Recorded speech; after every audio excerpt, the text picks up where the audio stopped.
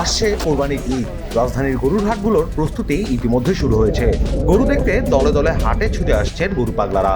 কেনা বেচা ঠিকঠাক শুরু না হলেও তাদের করতানে মুখরিত রাজধানীর গাবতলী গবেষণা শুরু হাট।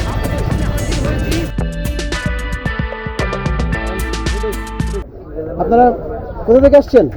আমরা আসছি পুরান ঢাকা লালবাগ। আচ্ছা, এই যে দেখি আপনাদের টি শার্টে লেখা আছে কি? আমরা হাটে যাই, আমি গরু পাগলা একলা একশো।